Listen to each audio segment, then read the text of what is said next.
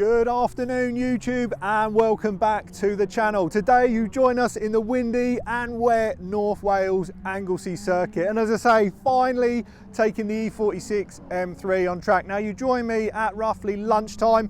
When we arrived this morning it was absolutely soaking wet, and there are times where you think how it should go.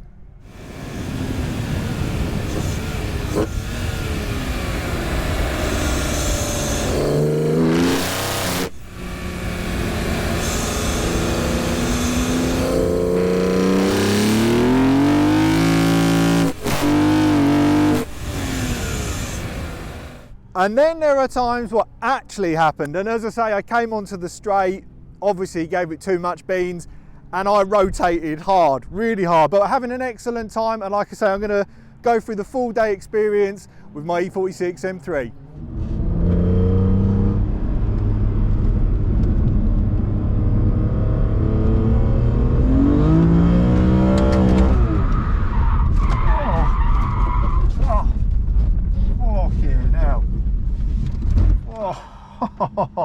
And in front of people. Well, it was a proper job.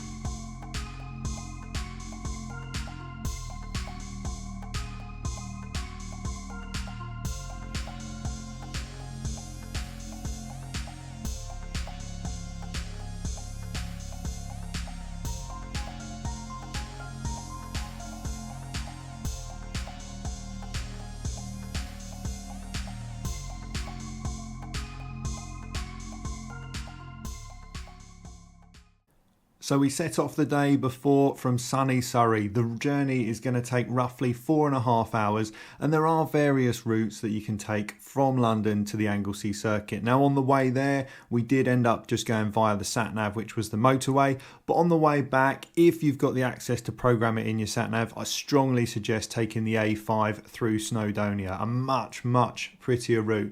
But happy to report that on the evening of the drive, all perfect weather, minimal traffic. I felt like I had a lot of pressure on this trip. One, because obviously the build had been so much in the making. I'd always described it as a fast road car with a bit of track work. But truth be told, it had only ever been around the Nürburgring, which for those that know, is technically a toll road. So this would be its first ever track day. Even more nerve-wracking than that was the last time I took it to Wales, which was many years ago, when it was nearly a standard car. I actually had an alternator fail around 20 minutes into the journey. So I felt it was somewhat jinxed going to Wales, so I had all my fingers and toes crossed that today would be fine. Now moving on with the potential unlucky spot, as for those who are familiar with the channel, the car had been to Spartan Automotive to have the detent springs changed. Now unfortunately, it turned out that there was absolutely no issues with the springs. So in the back of my mind, there was always going to be a concern that the gearbox could potentially give up the ghost any point throughout the journey there or on the track day. So I opted to keep it in the mid-range settings, which thankfully paid off. There wasn't really a great deal of prep required before setting off. The only thing I did need to do was improve the access to the rear damper controls with the O-rings. Now I'm still finishing this off. I've got some grommet strip to put around it, but essentially it meant that I could change the adjustment without having to remove all the boot carpets. I'm sure in time when this is finished, it will look great. The only final thing to add is I did decide to keep the Super Sports on. Now the reason for this is I was actually advised by more than one person that the 4Ss are a great tyre in the wet, but if you really hammer them around track in the dry, it can do quite a lot of damage with them melting and falling apart. And as these were brand new, I didn't fancy heat cycling them, so I thought, you know what, we'll give the Super Sports a send off, and hopefully if we do get a bit of rain and damp, they'll be okay, which as you've probably seen, they were all right, but it was certainly a bit snatchy at points, especially in the morning when it was quite wet. This was actually my second attempt at getting to Anglesey. Unfortunately, with all the lockdown last year, Wales was shut, so I couldn't get on my original booking. So we rebooked for the same time of year again, which, pleased to confirm, all looked clear with the health scares that we've been having across the world as of late. And I would also like to add this has been nearly 10 years, maybe longer, since I've last been on a track. So I was certainly excited to get underway. The final thing to add before getting to the circuit is do make sure you have a full tank of petrol. Now, the nearest Shell petrol station that I could find was 19 miles from the circuit. So ideally, lunchtime, pop out and fill up. It was at the time £1.70 something around Anglesey's nearest Shell garage. But if you actually fill up on the circuit, it's nearly £2.50 a litre. So certainly not a cheap day out. But pleased to report, filled the tank up, arrived at the trusty Premier Inn hotel, had a quick pint and a bite to eat, and then it was an early night ready for the track day.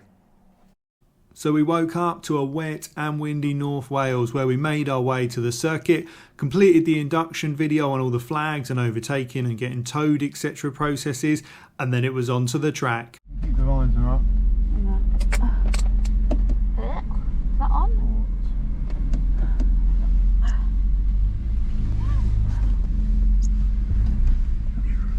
Oh, what's he doing? He's like looking around. He's letting you go.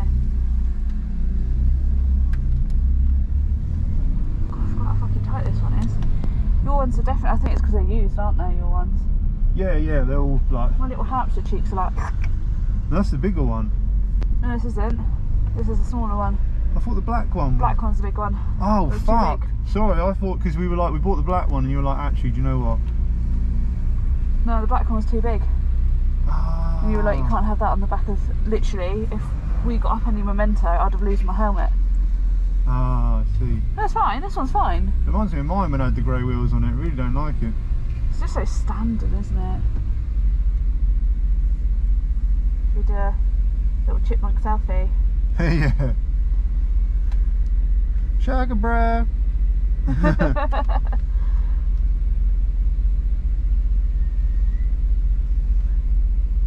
My eyes look well blue at the moment. Oh, I've got my glovies on. I've got my running gloves with me, so that helps. I was like, ooh, I brought them with me, just in case. I was sitting there, I was like, oh shit, I better warm it up. I was like... Who has a wrist that big? It's obviously a Well, to market be fair, for it. yours is actually quite big. Mine's tiny. Man, it feels weird being back in gloves again. Feels weird being in a helmet in a car. This feels fucking weird to me. Well, obviously around the ring we didn't even have helmets. Because that's optional, isn't it, around the ring? Yeah, on the tourist day. But on track days. Helmets must be worn, yeah. There's a few women here I've spotted. Yeah. There's a Cold one in there, partners. she looks like she's like proper involved.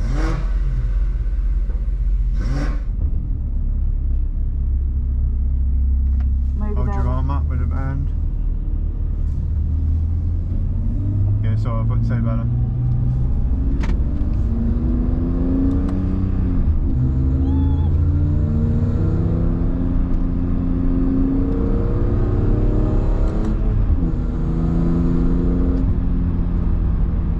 I really like the M2.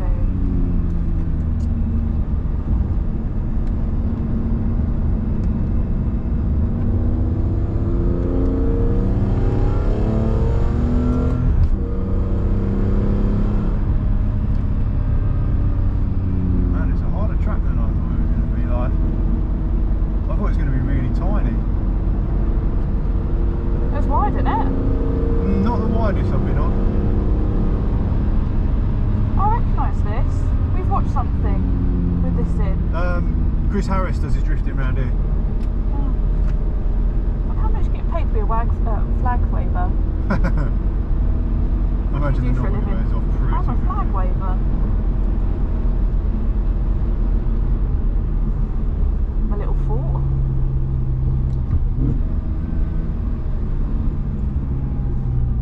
So this is just like a warm-up lap. Sighting laps they call it, so you What, get so you know it? You get a feel of it? so you get used to the track. Oh. The tyres are well cold. Like foot down now, we would be Oh just yeah, no. A few moments later.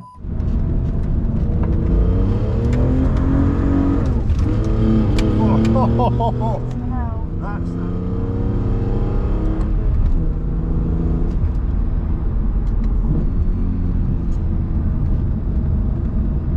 I've kept the traction control on for the sighting lamp system. Oh, Look at that view. wow.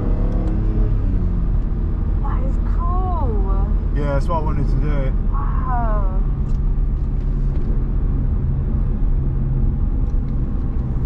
Man, it's quite a tight track. Cool track though. Look, so far initial impressions are really good. Cool. Small though. Is that it? Is that a lap bar? Yeah, so we're back. Oh. Trust me, when we're going at its pace, you'll feel it. I'll be exhausted.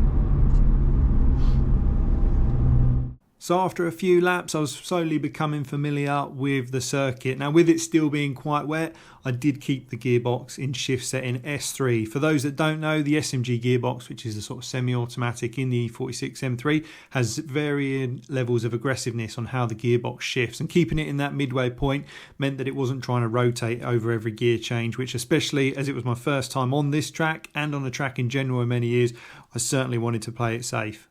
After a few laps, I came back in, checked the tyre pressures, dropped them a little bit, but because it was so cold at the circuit on the track, they hadn't increased much at this point. But what I did notice is there are a lot cheaper cars flying around, arguably having more fun than me. And like I say, as we saw in the intro, it could be expensive if you certainly get it wrong. Oh, he's got his cruise bag with him as well.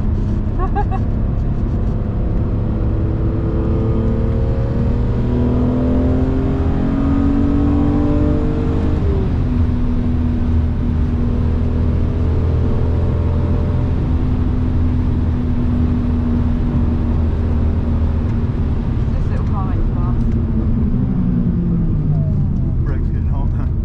Probably be the last lap.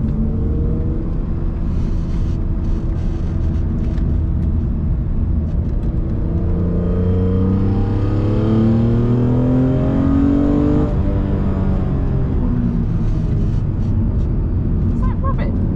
Yeah, maybe a bit of arch.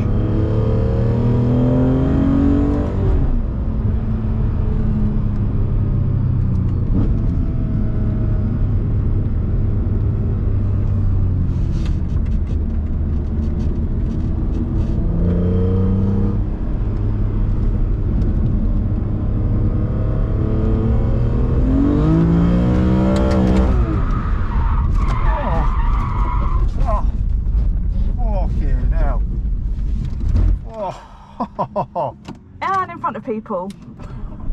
Well, it was a proper job.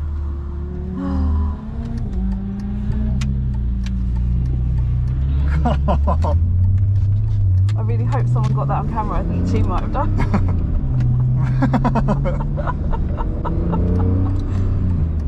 Oh fuck, that really stinks now. Fuck, that was a big slide. Everyone's coming back in. Is everyone coming back in? Every red flag, cars went off, come to Corkscrew.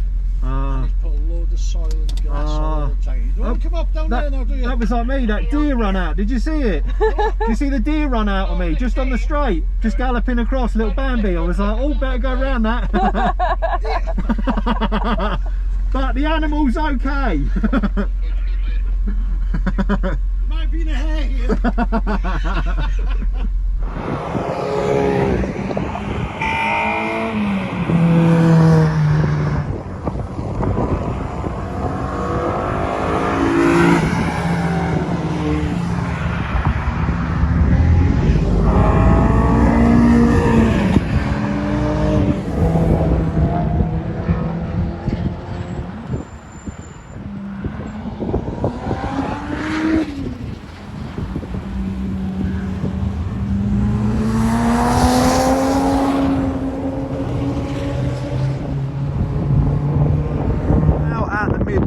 The E46 M3 so far has done a stunning job.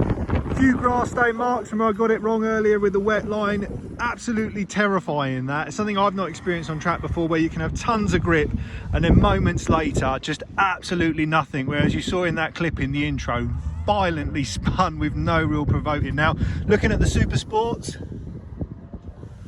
they're holding in now with a good bit of temperature in them. I've been really impressed with how the car's driving today. Brakes feel wonderful. The Öhlins in the road setting that I've arrived on feels absolutely perfect. Doesn't feel like I need any more from it. So really happy so far, and like I say, hopefully it's just going to get drier and drier throughout the day. So at the midday point, we stopped for lunch. Now there is a little cafe on site, which, like I say, does the job. I wouldn't want to eat there every day, but it got us out of trouble and it was reasonably priced for where it was. Now, after I'd done a few laps with my partner in the car, she said, you know what?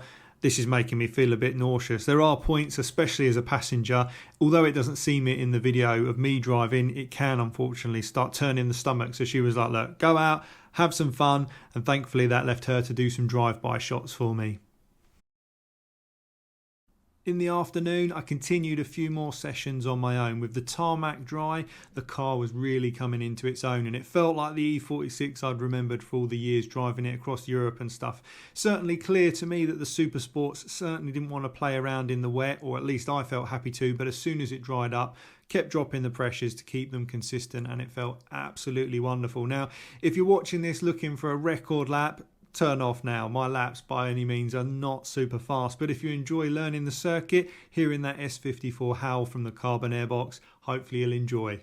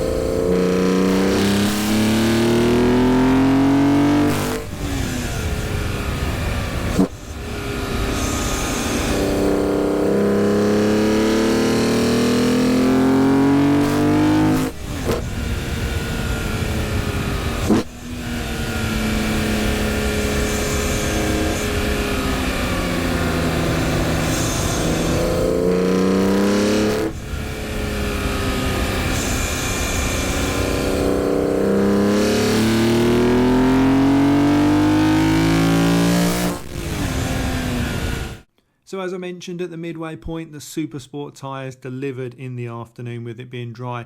But again, the more time I spent on track, especially with the spin in the morning, it still made me hold back. I thought, you know what, there's a lot of value here if it goes wrong. I'd be gutted if I'd smashed the car up.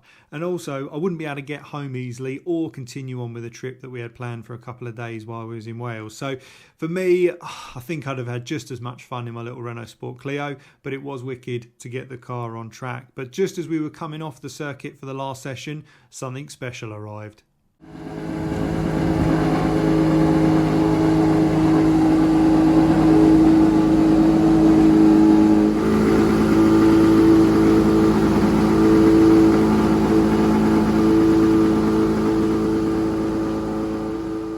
Finishes up the track day at Anglesey. E46 M3 has done me proud today. Well, what have I learned? The dry line and wet line is very dangerous if you get it wrong, as you saw. And like I say, had an absolutely fantastic time. A big thanks to Track Obsession for organising it all, because they've been absolutely spot on. So we're going to take the car onto the track now and get some pictures.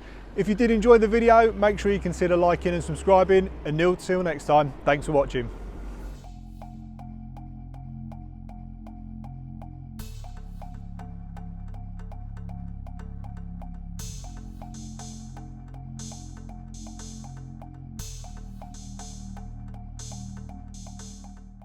As mentioned, not really about the track day, but whilst we was in Wales, we did decide to make a trip of it for a couple of days, and we ended up going to Zip World. So if you've never been, it's in North Snowdonia, which is absolutely beautiful part of the world, and they have Europe's largest zip line and the quarry cart. So we had an absolutely awesome time playing with those. And then, as mentioned in the intro, we made our way home via the A5 instead of the motorway, which was a much more pleasant journey for us. Really nice scenic views. And like I say, I hope you guys enjoyed the Anglesey track experience in the E46 M3. If so, make sure you give the channel a like and subscribe. Until next time, thanks for watching.